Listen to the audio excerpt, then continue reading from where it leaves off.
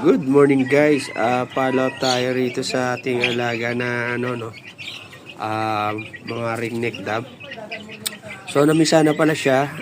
Bali 2 days na simula nung mapisa tong ito yung una. Tapos ito napisa lang to kahapon. So kung nakikita nyo, ayan, magtataka kayo diba ito parang mas mamula-mula ito. Dark yung mata. Ito pula, ayan. Sa kasi simula nung nag-alaga ako sa kanila, na pansin ko na pagka ganito yung parang walang balahibo ang dating, tapos yung mata kahit nakasarado pa, kulay pula siya, ang lumalabas po sa kanya purong puti o yung tinatawag natin na yan, yung albino na red eye. Ganyan po yung lumalabas sa kanya. Yan, yung mga nakita nyo mga puti yan. Ganito sila pagka lumabas.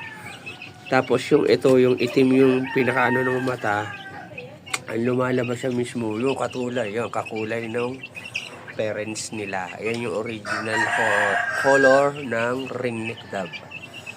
So mostly kaya tinatawag sa ringneck dove dahil doon sa color ng lalaki, yung itim sa leeg. Kasi yung nanay, ito yung nanay, puti yung pinakaano niya sa leeg, hindi masyadong distinguish kung sa malayo, hindi katulad nung sa tatay na itim talaga yung nasa leeg. Ayun yung sa nanay niya, yun na medyo maputi siya kung napapansin nyo, pero courting ring sila. So ito bali lumalabas to, magkapatid na to, pag nabuhay siya, chocolate to ang kulay nito, white chocolate, tapos ito puti. Ganun po yung lalabas sa kanilang dalawa. So sana yan mapalaki, lumaki uli sila, mabuhay sila na pareho. So sa may mga gusto po niyan, may available po ako doon sa taas.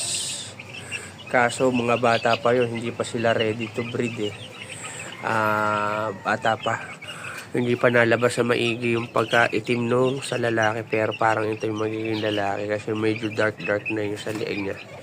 Ito yung girl kasi ito yung nanay nila, pero ito meron ako rito, magkapatid po sila yan. Ganyan ang lalabas noon sa dalawang inakay natin, isang chocolate at saka isang puti. Yung puti po na yun, kung nilagyan ko siya ng cable tie, siya po kasi yung barako dyan, kasi yun yung babae. Magkapatid po yun sila, pero ready to breed na po yan. Baka lang kung may makagusto pagka PM nyo na lang po ako, pero pagka kasi ipopost ko din.